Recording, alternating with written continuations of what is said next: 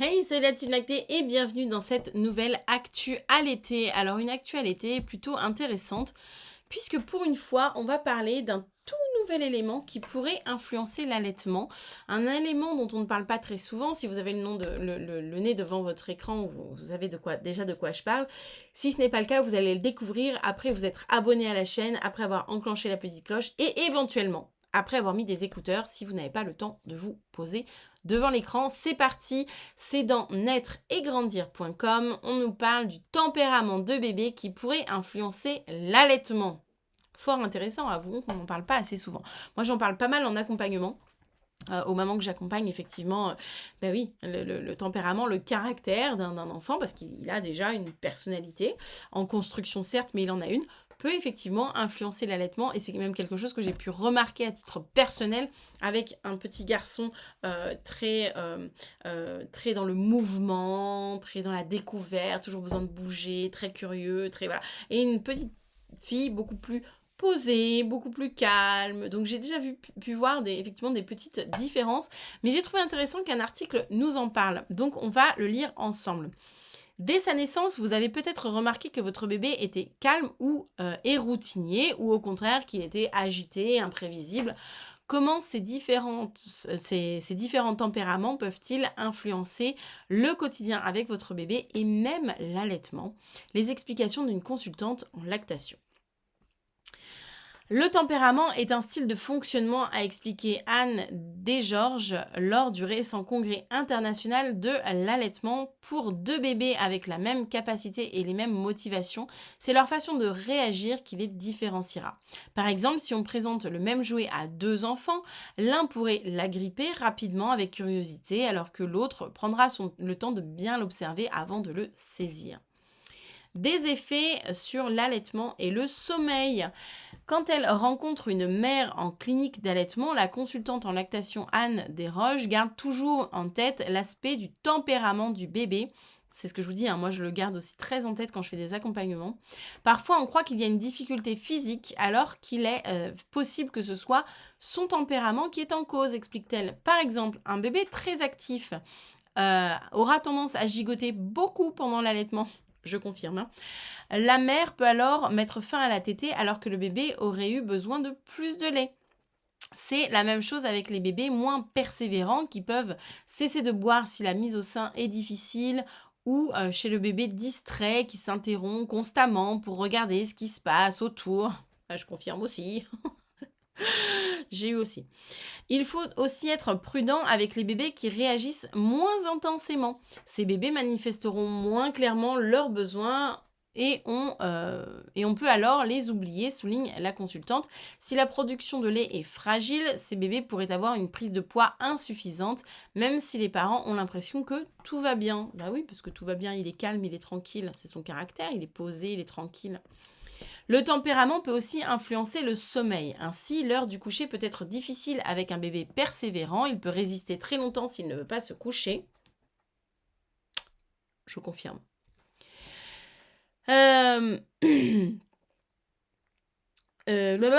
Il peut observe la consultante. Il faut alors, pardon, excusez-moi, j'ai eu un bug. Il faut alors se rappeler que la persévérance est une qualité très appréciée à l'âge adulte. Oui, il faut vraiment se le rappeler, parce que quand tu mets 2 heures à faire un coucher, c'est long. La persévérance, tu auras bien envie de lui mettre ailleurs. Par ailleurs, le bébé très actif, on reste des parents et des humains. Par ailleurs, le bébé très actif peut avoir de la difficulté à se détendre à l'heure du coucher. Oui, je confirme. On recommande souvent d'avoir une routine bien calme le soir, mais une bonne bataille de chatouille peut être bénéfique pour ces bébés, remarque Anne Desgeorges. Cela leur permet d'évacuer leurs dernières énergies et on peut ensuite les allaiter pour les apaiser un peu. Alors oui, et quand ce sont des bambins qui grandissent, et là je peux parler vraiment, mon fils est vraiment dans ce prisme-là, quand ils sont plus grands, ça va vous donner des bambins qui vont vous dire, qui vont commencer à sauter, à s'agiter, à courir partout, et vous êtes là en mode oh c'est l'heure de dormir machin, et qui vont dire oui mais j'ai encore besoin de me dépenser. C'est vrai que nous on amène vraiment nos enfants à parler de leurs émotions et de leurs besoins, donc vraiment ils savent en parler. Et c'est vrai que des fois Moshi peut nous dire ah mais là j'ai encore besoin de me dépenser, je me suis pas assez dépensée. Et dans ces cas-là, on prévoit un quart d'heure, une demi-heure, parfois même 1 heure, tant pis, parfois même 1 heure, où moi je vais mettre mon casque anti-bruit. ça va courir dans tous les sens, bataille d'oreiller, sautage sur le lit, gna gna gna, ça va s'essouffler, puis au bout d'un moment, vous voyez, ça retombe comme une crêpe sur le lit en mode voilà, parce qu'il a il s'est bien dépensé, et là, on sait qu'on peut passer à l'étape suivante. Et à contrario, il y a des soirs où il va avoir du mal, il est fatigué, mais il va avoir du mal à plonger dans le sommeil, et je suis pareil, donc vraiment, je peux que comprendre, et il va me demander des massages. C'est quelque chose que je fais depuis qu'il est très jeune, depuis même qu'il est bébé. Je lui masse des points de tension. J'avais appris ça avec une accompagnante en réflexe archaïque pour Moshi.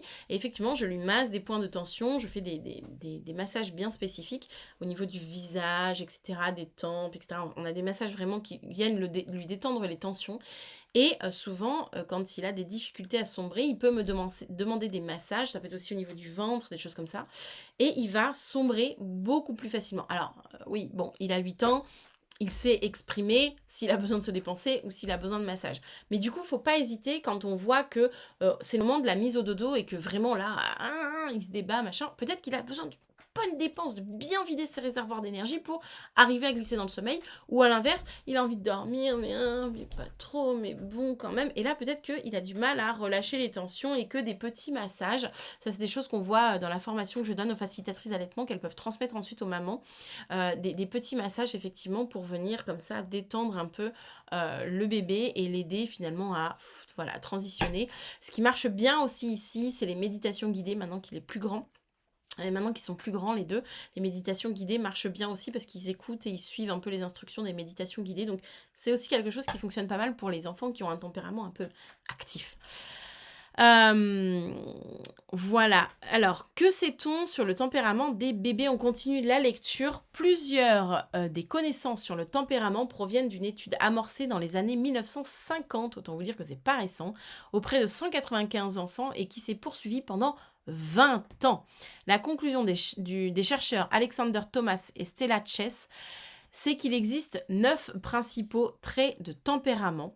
Ces traits sont à la fois innés et acquis, ajoute-t-elle, c'est-à-dire que l'enfant arrive avec un bagage génétique qui va dicter son tempérament, mais celui-ci sera aussi façonné par les expériences vécues pendant l'enfance. Et oui, on sait que c'est facile de briser un enfant, hein. Bref. Voilà.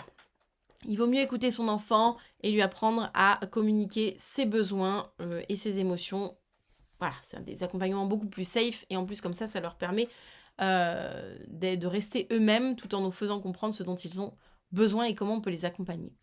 Pour cerner son tempérament et mieux comprendre votre enfant, vous pouvez simplement répondre à quelques questions. Par exemple, votre bébé bouge-t-il sans arrêt? Est-il prévisible? Dans une situation nouvelle, va-t-il de l'avant ou préfère-t-il se retirer? S'adapte-t-il facilement à un changement de routine? Est-il intense dans ses réactions? Est-il généralement de bonne humeur ou plutôt maussade? Persévère-t-il devant les difficultés? Est-il facilement distrait? Est-il très sensible aux stimuli externes comme la lumière, le son, les textures? Bref, plein de questions visiblement qu'on peut se poser. Parents et bébés au tempérament différent. Un trait de tempérament n'est pas un problème en soi. On est d'accord, souligne la consultante en lactation. C'est plutôt les incompatibilités entre deux tempéraments ou entre les tempéraments et le milieu dans lequel l'enfant évolue qui peuvent créer des tensions. Par exemple, mon fils et moi avons des tempéraments très similaires. Donc du coup, quand il est dans une phase et que je suis dans la même phase et que c'est du coup pour moi compliqué d'accueillir ses émotions ou son énergie, c'est vrai que ça peut être un peu compliqué.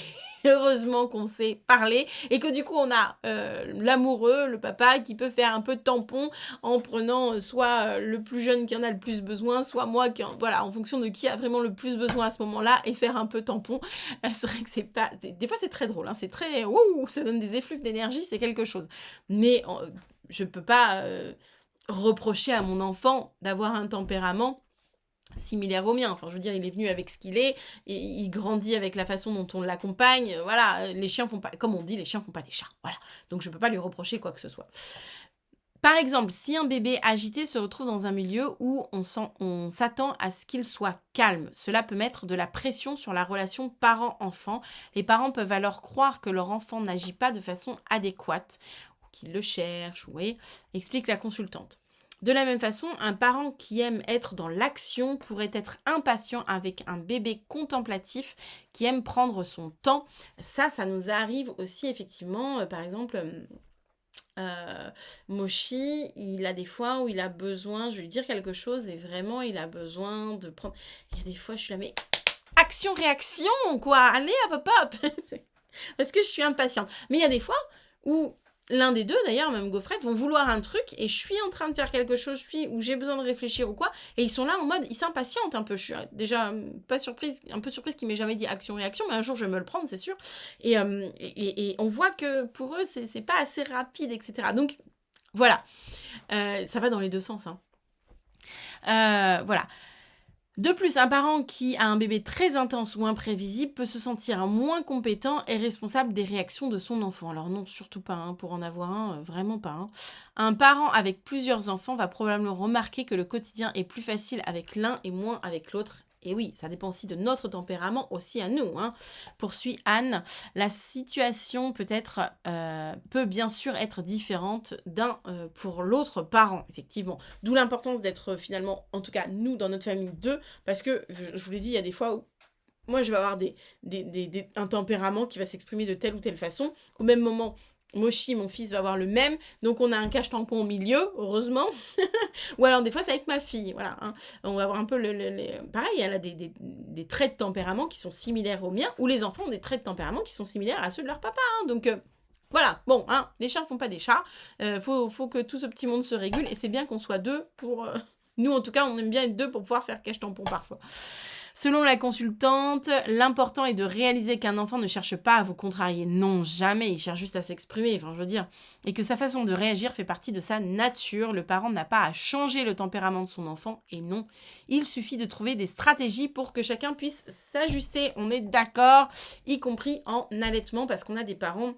On a des mamans allaitantes qui voudraient que ça aille très très très très vite, la tétée, vite, parce que j'ai plein de choses à faire, et l'enfant prend son temps, et pépère, et tout. Et il y a des parents qui aimeraient se poser en mode, ouf, allez, c'est le moment de la tétée, je me pose. Et puis on a des Speedy Gonzalez qui n'ont pas que ça à faire, qui ont plein de choses à voir, qui vont téter 2 secondes, tourner la tête, reprendre le tétou, retourner. Voilà. Et on se retrouve avec des mamans qui font parfois des tétées dans le noir, sans bruit, pour que l'enfant soit focus sur la tétée, ce qui est une astuce comme une autre. Attention, on ne parle pas on ne juge pas l'astuce en elle-même, je l'ai utilisée en plus. On ne juge pas l'astuce en elle-même, mais voilà, pourquoi on peut avoir ce genre de situation, ou alors il y a des enfants qui vont téter, mais absolument partout, ce qui était par exemple le cas de ma fille, mais partout, sans jamais être vraiment dérangée, parce que téter, voilà. Donc, mais ça vient du tempérament de l'enfant, vous voyez ce que je veux dire ? Est-ce que vous avez déjà d'ailleurs, vous, remarqué ça avec vos bébés mais même, j'ai envie de dire, allaité ou pas allaité, hein, même quand ils sont nourris au lait infantile, ou même quand ils sont diversifiés. Et mon fils ne peut pas manger sans bouger. Il mange sur un ballon parce qu'il a besoin en permanence de bouger. Alors, il sait se tenir au restaurant ou chez des invités, mais c'est long, mais il a 8 ans maintenant aussi. Mais à la maison, il a un ballon, il peut bouger, Ma fille, vraiment, peut être beaucoup plus calme. Enfin, notre fille peut être vraiment beaucoup plus calme. Se poser sur une chaise, prendre le temps de manger, tranquille, débarrasser, vraiment les plus posés, vous voyez ce que je veux dire ? Donc, c'est des tempéraments différents, mais qui se voient pour tout ce qui a trait à la nourriture de manière générale, au nourrissage, allaitement, diversification, on le voit vraiment sur l'ensemble de la façon dont ils vont se comporter alimentairement parlant. Voilà, donc est-ce que vous avez déjà remarqué ça chez vos enfants ? Dites-le nous en commentaire si déjà vous avez vraiment vu ce truc-là, si ça vous a déjà sauté aux yeux, si vous vous êtes déjà dit « Ah oui, effectivement ». Et comment ça a impacté votre allaitement. Moi, j'ai vraiment dû, avec Mochi, faire des tétés dans le noir, sans bruit, à dire à mon mari, je te jure que tu fais un bruit, je te mets dans le mur, parce qu'il fallait vraiment qu'il se concentre, et j'avais pas envie d'y passer non plus 3 bonnes heures en bonne impatiente que je suis. Donc voilà, n'hésitez pas à nous communiquer ça, à nous témoigner ça, parce que je suis sûre que ça pourra rassurer, mais vraiment plein de parents. Sur ce, moi, je vous souhaite une belle Voie lactée, je vous souhaite une belle journée née, et je vous dis à demain pour une prochaine actu à l'été. Allez, ciao!